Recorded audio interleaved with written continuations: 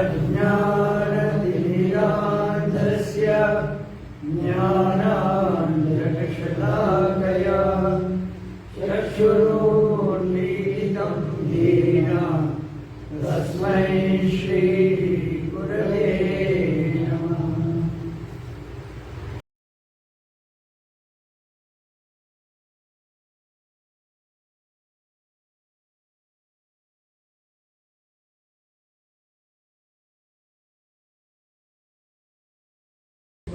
ಗೊತ್ತಿದೆಯೋ ಬ್ಯಾಂಕಲ್ಲಿ ಕೆಲಸದಲ್ಲಿದ್ದಾಗ ವಾಲಂಟಿಯರ್ ಆಗಿ ಚಿನ್ನ 30 ವರ್ಷ ಚಿನ್ನ ಕೆಲಸ ಮಾಡ್ತಾರೆ.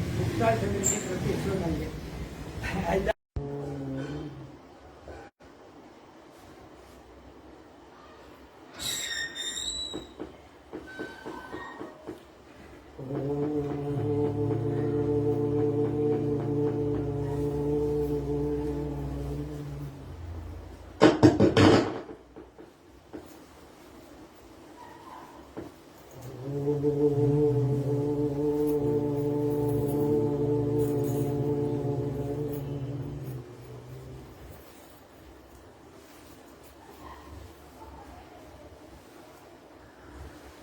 सहना भवतु सहनौ भुनक्तु सह वीर्यं करवावहै तेजस्विनावधीतमस्तु मा विद्विषावहै।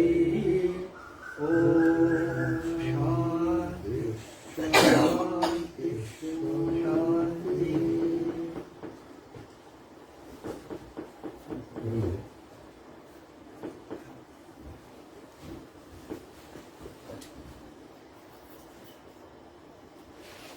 ಸೈಡ್ ಅದು ಸೈಡ್ ಇಟ್ಟು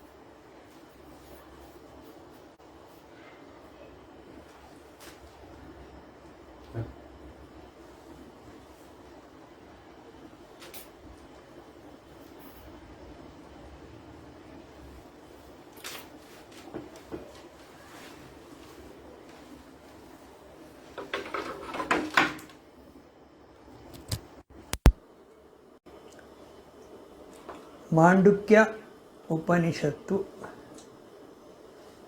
ಮಾಂಡುಕ್ಯ ಉಪನಿಷತ್ತಿಗೆ ಹೋಗಬೇಕಾದರೆ ಸ್ವಲ್ಪ ವೇದಾಂತ ಉಪನಿಷತ್ತು ಇದರ ಪರಿಚಯ ಆಗಬೇಕು. ನಮಗೆ ಸನಾತನ ಧರ್ಮದಲ್ಲಿ ವೇದ ಮೂಲ, ಹೌದಾ? ಋಗ್ವೇದ, ಯಜುರ್ವೇದ, ಸಾಮವೇದ, ಅಥರ್ವವೇದ. ವೇದದಲ್ಲಿ ಕರ್ಮಕಾಂಡ, ಜ್ಞಾನಕಾಂಡ. ಜ್ಞಾನಕಾಂಡಕ್ಕೆ ವೇದಾಂತ ಅಂತ ಹೇಳ್ತಾರೆ. ಉಪನಿಷತ್ತು ಜ್ಞಾನಕಾಂಡಕ್ಕೆ ಬರುತ್ತೆ. ಇನ್ನೊಂದು ವಿಧದಲ್ಲಿ ನೋಡಿದರೆ ವೇದದಲ್ಲಿ 4 ಭಾಗಗಳನ್ನು ಮಾಡ್ತಾರೆ, ಗೊತ್ತಾ? ಸಂಹಿತೆ, ಬ್ರಾಹ್ಮಣ, ಅರಣ್ಯಕ ಮತ್ತು ಉಪನಿಷತ್ತು. ಸಂಹಿತೆ ಪೋರ್ಷನ್ನು ಅದು ಎಲ್ಲ ಮಂತ್ರಗಳೇ, ಮಂತ್ರ ಭಾಗ. ಇದು ಬ್ರಹ್ಮಚಾರಿಗಳಿಗೆ ಸಾಧನೆಗೆ ಅನುಕೂಲವಾಗಲಿಕ್ಕೆ ಸಂಹಿತೆ, ವೇದದ ಸಂಹಿತೆ ಭಾಗ ಬ್ರಹ್ಮಚಾರಿಗಳಿಗೆ ಸಾಧನಕ್ಕೆ ಅನುಕೂಲವಾಗುವಂತೆ ಮಂತ್ರಗಳು. ಆಮೇಲೆ ಬ್ರಾಹ್ಮಣ, ಇದು ಕೂಡ ಮಂತ್ರಗಳು, ಯಾಗ, ಕರ್ಮಕಾಂಡ, ಯಜ್ಞ ಇದೆಲ್ಲ ಬರುತ್ತೆ. ಗೃಹಸ್ಥರಿಗೆ ಇದು ಪ್ರಿಸ್ಕ್ರೈಬ್ಡ್. ಯಾವುದು? ಬ್ರಾಹ್ಮಣ ಭಾಗ ಗೃಹಸ್ಥರಿಗೆ. ಆಮೇಲೆ ಅರಣ್ಯಕ ಅಂತ ಬರುತ್ತೆ. ಗೃಹಸ್ಥರಾದಮೇಲೆ ಒಂದು ಸ್ಟೇಜ್ ದಾಟ್ತಾರೆ. ಅರಣ್ಯಕ, ಇದೇನು ಗೃಹಸ್ಥಾಶ್ರಮ ಏನು ಉಪಯೋಗ ಇಲ್ಲ, ಬೇರೆ ಏನೋ ಇರಬೇಕು, ಸಾಧನೆಗೆ ಇನ್ನೇನೋ ದಾರಿ ಇರಬೇಕು, ನೋಡ್ಕೋಬೇಕು ಅಂತ ಹೇಳಿ ಅಂಥವರಿಗೆ ಅರಣ್ಯಕ ವಿಚಾರ ಮಾರ್ಗ ಶುರುವಾಗುತ್ತೆ. ಅಲ್ಲಿಂದ ಈ ಪ್ರಪಂಚದ ಅರ್ಥ ಏನು, ಈ ಜೀವನದ ಅರ್ಥ ಏನು, ಬಂದು ಹೋಗೋದು ಇದೇನು, ಇದರ ಬಗ್ಗೆ ವಿಚಾರ ಮಂತ್ರಗಳು ಅರಣ್ಯಕ. ಈ ಸಮಯದಲ್ಲಿ ಏನು ಮಾಡ್ತಾರೆ ಅಂದರೆ ಇವರು ಕಾಡಿನಲ್ಲಿ ಹೋಗಿ ಒಂದು ಕಡೆ ಕುಳಿತುಕೊಂಡು ವಿಚಾರ ಮಾಡ್ತಾರೆ. ಅರಣ್ಯಕ ಅವರಿಗೆ ಸಹಾಯ ಆಗುತ್ತೆ. ಇದಾದಮೇಲೆ ಉಪನಿಷತ್ತು. ಉಪನಿಷತ್ತು ಆತ್ಮವಿಚಾರವನ್ನು ಮಾಡುವಂಥದ್ದು. ಸೊ ಸಂಹಿತೆ, ಬ್ರಾಹ್ಮಣ, ಅರಣ್ಯಕ, ಉಪನಿಷತ್ತು. ಸೊ 4 ಭಾಗ. ಇದು ಡಿಫರೆಂಟ್ ಸ್ಟೇಜಸ್ ಆಫ್ ಲೈಫ್. ಆಯಿತಾ? ಇದರಲ್ಲಿ ನಾವು ಯಾರು ಕನ್ಫ್ಯೂಸ್ ಮಾಡ್ಕೊಳ್ಳೋದು ಬೇಡ. ಸೊ ವಯೋಮಿತಿಗೆ ಅನುಗುಣವಾಗಿ ಅದನ್ನು ಅಳವಡಿಸಿಕೊಂಡು ಹೋದರೆ ಆ ಮಾರ್ಗದಲ್ಲಿ ನಮ್ಮ ಸನಾತನ ಧರ್ಮದಲ್ಲಿ ನಾವು ಹೋಗ್ತಾ ಇದ್ದೀವಿ ಅನ್ನೋ ಒಂದು ನಂಬಿಕೆ. ಆಯಿತಾ? ಸೊ ಇದಾಯಿತು. ಇದಾದಮೇಲೆ ಇದು ಯಾವಾಗ? ಭಾಳ ಹಿಂದೆ, ವೇದಗಳ ಕಾಲದಲ್ಲಿ. ವೇದ ಆದಮೇಲೆ ಪುನಃ ಬ್ರಹ್ಮಸೂತ್ರ ಬಂತು. ವೇದ ಉಪನಿಷತ್ತಾದಮೇಲೆ ಏನಾಯಿತು? ಕಾಲಕ್ರಮೇಣ ಬ್ರಹ್ಮಸೂತ್ರ ಬಂತು. ಉಪನಿಷತ್ತನ್ನು ಯಾರೂ ಒಪ್ಕೊಳ್ಳೋಕ್ಕೆ ತಯಾರಾಗಿಲ್ಲ. ಅಥಾಥೋ ಬ್ರಹ್ಮ ಜಿಜ್ಞಾಸಃ, ಪೂರ್ವಪಕ್ಷ, ಕ್ವಶನು ಆನ್ಸರು, ಅದೊಂದು ದುಡ್ಡು. ಇದಕ್ಕೆ ಹೇಳ್ತಾರೆ, ಉಪನಿಷತ್ತಿಗೆ ಹೇಳ್ತಾರೆ ಇಂಜಂಕ್ಟಿವ್ ಟೆಕ್ಸ್ಟ್. ಇಂಜಂಕ್ಟಿವ್ ಅಂದರೆ ಹಾಗೆ, ಅದನ್ನೇನು ಬದಲಾವಣೆ ಮಾಡೋಕ್ಕಾಗಲ್ಲ ಉಪನಿಷತ್ತು. ಬ್ರಹ್ಮಸೂತ್ರಕ್ಕೆ ಬಂದಾಗ ಲಾಜಿಕಲ್ ಟೆಕ್ಸ್ಟ್ ಅಂತ ಹೇಳ್ತಾರೆ. ಲಾಜಿಕ್ ಇದು ಹೇಗೆ? ಕ್ವಶನ್, ನಿಮ್ಮ ವಿಚಾರಗಳನ್ನು ಹೊರಗೆ ಹಾಕೋದು. ಅಥವಾ ಬ್ರಹ್ಮ ಜಿಜ್ಞಾಸ, ಅದು ದೊಡ್ಡ ಬ್ರಹ್ಮಸೂತ್ರ. ಎಲ್ಲ ಆಚಾರ್ಯರು, 4 ಆಚಾರ್ಯರು ಭಾಷೆ ಬರೆದಿದ್ದಾರೆ. ಶಂಕರಾಚಾರ್ಯರು, ಮಧ್ವಾಚಾರ್ಯರು, ರಾಮಾನುಜಾಚಾರ್ಯರು ಎಲ್ಲರೂ ಬಂದಿದ್ದಾರೆ ಬ್ರಹ್ಮಸೂತ್ರ ಭಾಷೆ. ಅದಾದಮೇಲೆ ಭಗವದ್ಗೀತೆ ಬಂತು, ಪುರಾಣಗಳು ಬಂತು, ಭಗವದ್ಗೀತೆ ಬಂತು. ಈ ಭಗವದ್ಗೀತೆ ಬಂದ ಮೇಲೆ ಇದೇ ನಮ್ಮ ಸನಾತನ ಧರ್ಮ ಸಂಸ್ಕೃತಿ ಪುನಃ ಅದನ್ನು ಇನ್ನೊಂದು ಥರ ಭಾಗ ಮಾಡಲಿಕ್ಕೆ ಶುರು ಮಾಡಿದರು. ಪ್ರಸ್ಥಾನತ್ರಯ ಅಂತ ಹೇಳಿದರು. ಪ್ರಸ್ಥಾನತ್ರಯ, ಉಪನಿಷತ್ತು, ಬ್ರಹ್ಮಸೂತ್ರ, ಭಗವದ್ಗೀತೆ 3 ಭಾಗ ಮಾಡಿದರು. ಕಾಲಕ್ರಮೇಣ ಕನ್ಫ್ಯೂಸ್ ಆಗೋದು ಬೇಡ, ಸ್ಟೆಪ್ ಬೈ ಸ್ಟೆಪ್. ಸೊ ಉಪನಿಷತ್ತು, ಬ್ರಹ್ಮಸೂತ್ರ, ಭಗವದ್ಗೀತೆ. ಉಪನಿಷತ್ತು ಅನ್ನೋದು ಇಂಜಂಕ್ಟಿವ್ ಟೆಕ್ಸ್ಟ್, ಹೀಗೇನೆ, ಏನು ಬದಲಾವಣೆ ಮಾಡೋಕ್ಕಾಗಲ್ಲ, ಅದೇನಿದೆಯೋ ಅದೇ ಅಷ್ಟೇ. ಆಮೇಲೆ ಬ್ರಹ್ಮಸೂತ್ರ ಲಾಜಿಕಲ್ ಟೆಕ್ಸ್ಟ್. ಆಮೇಲೆ ನೆಕ್ಸ್ಟ್ ಭಗವದ್ಗೀತೆ ಪ್ರಾಕ್ಟಿಕಲ್ ಟೆಕ್ಸ್ಟ್ ಅಂತ ಜೀವನಕ್ಕೆ ಅಳವಡಿಸ್ಕೊಳ್ಳೋದಕ್ಕೆ. ಅದೇ ತತ್ವ ನಮ್ಮ ಜೀವನದಲ್ಲಿ ಹೇಗೆ ಅಳವಡಿಸ್ಕೊಳ್ಳೋದು ಅಂತ ಕಾಲಕ್ರಮೇಣ ಜನಗಳಿಗೆ ಬುದ್ಧಿಯಲ್ಲಿ ಅಷ್ಟು ಸೂಕ್ಷ್ಮ ಇರಲಿಲ್ಲ. ಸೊ ಯಾಕೆಂದರೆ ಧರ್ಮ ಕ್ಷೀಣ ಆಗ್ತಾ ಬರುತ್ತೆ. ಭಗವದ್ಗೀತೆಯಲ್ಲಿ ಹೇಳ್ತಾರಲ್ಲ, ಇಮಂ ವಿವಸ್ವತೆ ಪ್ರೋಕ್ತಂ ವಿವಸ್ವಾನ್ ಅಹಮವ್ಯಯಂ ವಿವಸ್ವಾನ್ ಮನವೇ ಪ್ರಾಹ ಮನು ಇಕ್ಷ್ವಾಕವೇ ಬ್ರವೀತ್. ಆಯಿತಾ? ಮನು ಇಕ್ಷ್ವಾ ಇದೆಲ್ಲ ಆಗಿ ಏವಂ ಪರಂಪರಾ ಪ್ರೋಕ್ತಂ ಇಮಂ ರಾಜರ್ಷಿಯೋ ವಿದುಹು ಸಕಾಲೇ ನೇಹ ಮಹತಾ ಯೋಗೋ ನಷ್ಟ ಪರಂತಪ. ಕಾಲಕ್ರಮೇಣ ಯೋಗ ಅನ್ನೋದು ನಷ್ಟವಾಗಿ ಹೋಗಿದೆ. ಭಗವದ್ಗೀತೆ ಟೈಮಲ್ಲಿ ನಷ್ಟ ಆಗಿದೆ. ಇವಾಗ ಎಷ್ಟು ನಷ್ಟ ಆಗಿದೆ ಅಂತ ನೀವೇ ಯೋಚನೆ ಮಾಡಿಕೊಳ್ಳಿ. ನಾವು ಆಲೋಚನೆ ಮಾಡಿದ್ದು ಯಾವುದು ಹೊರಗಡೆ ಇಲ್ಲ. ನಾವು ಹೀಗಾಗಬೇಕಂದ್ರೆ ಯಾವುದಲ್ಲ ಆಗ್ತಾ ಇಲ್ಲ, ಅದು ಬೇರೆ ಥರ ಆಗ್ತಾಯಿದೆ.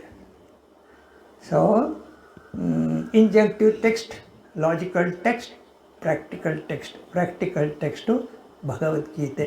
ನಾವು ಇಲ್ಲಿ ತಗೊಳ್ತಾ ಇರೋದು ಉಪನಿಷತ್ತು ಇಂಜಂಕ್ಟಿವ್ ಟೆಕ್ಸ್ಟ್. ಲಾಜಿಕಲ್ ಟೆಕ್ಸ್ಟು ಭಗವದ್ಗೀತೆಗೆ ಸರಿಸಮಾನವಾಗಿ ನಾವು ಮಂಕುತಿಮ್ಮನ ಕಗ್ಗವನ್ನು ತಗೊಂಡಿದ್ದೀವಿ. ಯಾಕೆ ತಗೊಂಡಿದ್ದೀವಿ ಅಂದರೆ ನಮಗೆ ಭಾಳ ಸುಲಭ. ಬಿಲ್ಲು ಬಾಣ ಯುದ್ಧ ರಥ ಅದೆಲ್ಲ ಹೇಳಿ ನಮ್ಮನ್ನು ಕನ್ವಿನ್ಸ್ ಮಾಡಲಿಕ್ಕೆ ಆಗಲ್ಲ ಈಗ. ಹೌದಲ್ವ? ನಮ್ಮನ್ನು ಈ ರೀತಿ ಕನ್ವಿನ್ಸ್ ಮಾಡೋಕ್ಕಾಗಲ್ಲ. DVG ಕ್ಲೀನಾಗಿ ಹೇಳ್ಬಿಡ್ತಾರೆ, ಕೊಳ್ಳದ ಜಲ ನಿನ್ನ ಮನಲೋಗರದರೊಳಗಿಳಿಯ ತಳದ ಕಸ ತೇಲುತ್ತ ಬಗ್ಗಡವದಹುದು. ಕೊಳದ ಜಲ ನಿನ್ನ ಮನ, ಲೋಗರು ಅದರೊಳಗಿಳಿಯೇ, ತಳದ ಕಸ ತೇಲುತ್ತ ಬಗ್ಗಡವದಹುದು, ಕಲಕದರದೆಡೆ ಕೊಂಚ ಬಿಟ್ಟಿದ್ದೊಡೆ ಮತ್ತೆ ತಿಳಿಯುವುದು ಶಾಂತಿಯಲ್ಲಿ ಮಂಕುತಿಮ್ಮ ಅಂತ. ಸ್ವಲ್ಪ ಮನಸ್ಸನ್ನು ಹಾಗೆ ಬಿಟ್ಟರೆ ಅದು ಶಾಂತಿಯಲ್ಲಿ ತಿಳಿಯಾಗುತ್ತೆ. ಇದೇ ವಿಷಯವನ್ನು ರಾಮಕೃಷ್ಣ ಪರಮಹಂಸರು ಕೂಡ ವಚನ ವೇದದಲ್ಲಿ ಹೇಳ್ತಾರೆ. ಹೇಗೆ ಹೇಳ್ತಾರೆ? ಸಂಸಾರದಲ್ಲಿರುವಾಗ ಆಗಾಗ ನಿರ್ಜನ ಪ್ರದೇಶಕ್ಕೆ ಹೋಗು. ಮನಸ್ಸು ಎಷ್ಟೇ ಸೂಕ್ಷ್ಮ ಆಗಿದ್ದರೂ ಕೂಡ, ಎಷ್ಟೇ ಚೆನ್ನಾಗಿದ್ದರೂ ಕೂಡ, ಸಂಸಾರ ಆದಮೇಲೆ 4-5 ಜನ ಮಧ್ಯೆ ಇರುವಾಗ ಆ ಮನಸ್ಸು ಕೆಟ್ಟೋಗ್ತದೆ. ಆವಾಗ ಕೆಟ್ಟೋಗ್ತಾ ಇರುತ್ತೆ. ಅದಕ್ಕೇನು ಉಪಾಯ? ಕೆಲವರು ದೇವಸ್ಥಾನಕ್ಕೆ ಹೋಗ್ತಾರೆ ತಪ್ಪಿಸ್ಕೊಳ್ಳೋಕ್ಕೆ, ಅಲ್ಲೋಗಿ ಸ್ವಲ್ಪ ಇದು ಬರೋದು, ಹಾಗೆ ನಿರ್ಜನ ಪ್ರದೇಶಕ್ಕೆ. ಇದೆಲ್ಲ ಏನಂದರೆ ಮನಸ್ಸನ್ನು ಸಮಾಧಾನಗೊಳಿಸಲು ಉಪಾಯಗಳು. ಮನಸ್ಸನ್ನು ಸಮಾಧಾನಗೊಳಿಸಿದ್ರೆ ಏನಾಗುತ್ತೆ? ಮನಸ್ಸು ಶಾಂತವಾಗಿರುತ್ತೆ. ಅಶಾಂತಸ್ಯ ಕುತಃ ಸುಖಂ ಅಂತ ಭಗವದ್ಗೀತೆಯಲ್ಲಿ. ಶಾಂತಿ ಇಲ್ಲದೋದ್ರೆ ಸುಖ ಇಲ್ಲಿ. ಫಸ್ಟ್ ಮನಸ್ಸು ಶಾಂತಿ ಬೇಕು, ಆಮೇಲೆ ಸುಖ. ಸೊ ವೇದ, ಉಪನಿಷತ್ತು, ಒಂದು ಲೈನ್ ಆಫ್ ಥಾಟ್ಸ್ ಬಂದಿದೆ. ಈಗ ಮಾಂಡುಕ್ಯ ಉಪನಿಷತ್ತಿಗೆ ಬರಬೇಕು. ಮಾಂಡುಕ್ಯ ಉಪನಿಷತ್ತಿಗೆ ಬರಬೇಕಾದರೆ ಕೆಲವು ಕ್ವಾಲಿಫಿಕೇಷನ್ಸ್ ಬೇಕು. ಸುಮ್ಮನೆ ಉಪನಿಷತ್ತು ಬರಲಿಕ್ಕಾಗಲ್ಲ. ಉಪನಿಷತ್ತಿಗೆ ಒಂದು ಬಹಳ ಸ್ಟ್ರಿಕ್ಟ್ ರೂಲ್ಸ್ ಇದೆ. ಏನಿದೆ ಅಂದರೆ, ಎಷ್ಟೇ ಶಾಸ್ತ್ರಜ್ಞನಾದರೂ ಕೂಡ ಉಪನಿಷತ್ ಮೂಲಕ ಬ್ರಹ್ಮವನ್ನು ತಿಳಿಬೇಕಾದರೆ ಗುರುಮುಖೇನ ಆಗಬೇಕು. ಗುರುಮುಖೇನ ಮುಂಡಕೋಪನಿಷತ್ತಲ್ಲಿ ಬರುತ್ತೆ. ಏನು ಬರುತ್ತೆ ಮುಂಡಕೋಪನಿಷತ್ತಲ್ಲಿ? ಆ ಮಂತ್ರ ಹೇಳ್ತೀನಿ ಕೇಳಿ.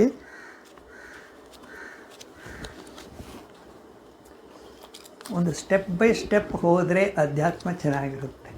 ಇಲ್ಲಾಂದರೆ ಏನೋ ಹೇಳ್ತಾ ಇದ್ದಾರೆ, ಎಲ್ಲ ಹೋಗ್ತಾ ಇದೆ. ಪರೀಕ್ಷ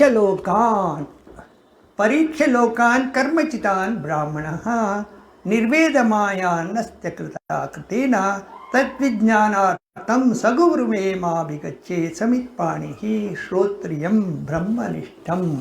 ಒಬ್ಬ ಮುಮುಕ್ಷಾದವನು ಏನು ಮಾಡ್ತಾನಂದರೆ, ಈ ಸಂಸಾರದಲ್ಲಿ ಇದೆಲ್ಲ ಪೊಳ್ಳು, ಇದು ಯಾವುದೇ ಕೆಲಸಕ್ಕೆ ಬರಲ್ಲ. ಯಾಕೆ ಕೆಲಸಕ್ಕೆ ಬರಲ್ಲ? ಅವನಿಗೆ ಬ್ರಹ್ಮ ಬೇಕು, ಪರಬ್ರಹ್ಮ ತತ್ವ ಬೇಕು. ಪರಬ್ರಹ್ಮ ತತ್ವ ಏನದು? ಪರಬ್ರಹ್ಮ ತತ್ವ ಪ್ರಾಪಂಚಿಕ ವಸ್ತು ಅಲ್ಲ. ಪ್ರಾಪಂಚಿಕ ವಸ್ತುಗಳೆಲ್ಲ ಕರ್ಮದಿಂದ ಬರುವಂಥದ್ದು. ನಿಮಗಿವರ ಸುಖ ಸಂತೋಷ ಎಲ್ಲ ಕರ್ಮದಿಂದ ಬರುವಂಥದ್ದು.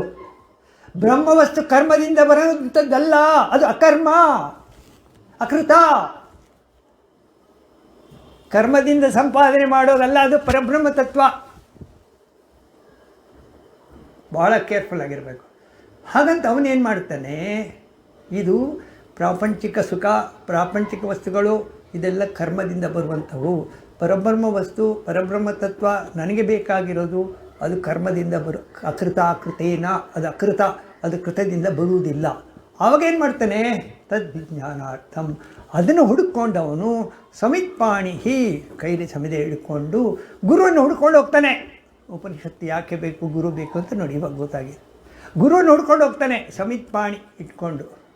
ನಾನು ನಿಮಗೆ ಉಪನಿಷತ್ತು ಕೊಟ್ಟು ನೀವು ಓದಿ ಅರ್ಥ ಮಾಡ್ಕೊಳ್ಳಿ ಅಂದರೆ ನೀವು ಅರ್ಥ ಮಾಡ್ಕೊಳ್ಳೋ ರೀತಿಯೇ ಬೇರೆ ಇರುತ್ತೆ. ನಾವು ಅದನ್ನು ವಿವರ ಮಾಡಿ ಹೇಳಿದಾಗ ನಿಮಗೆ ಅರ್ಥ ಆಗೋ ರೀತಿಯೇ ಬೇರೆ ಇರುತ್ತೆ. ಸೊ ಇದರ ಉಪನಿಷತ್ತಲ್ಲಿ ಇರಬೇಕಾದ ವಿಶೇಷವಾದ ಒಂದು ಕ್ರಿಯೆ. ಸೊ ಸಗುರುವೇಮಾಭಿಗಚ್ಚೇತ್, ಸಗುರುವನ್ನು, ಸದ್ಗುರುವನ್ನು ಹುಡ್ಕೊಂಡು ಹೋಗ್ತಾನೆ. ಎಂತಹ ಗುರು?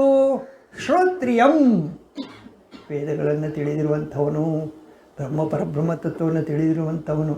ಅಷ್ಟೇ ಅಲ್ಲ, ಬ್ರಹ್ಮನಿಷ್ಠಂ, ಏನು ತಿಳಿದುಕೊಂಡಿದ್ದಾನೆ ಅದರಲ್ಲೇ ನಿಷ್ಠನಾಗಿರುವವನು.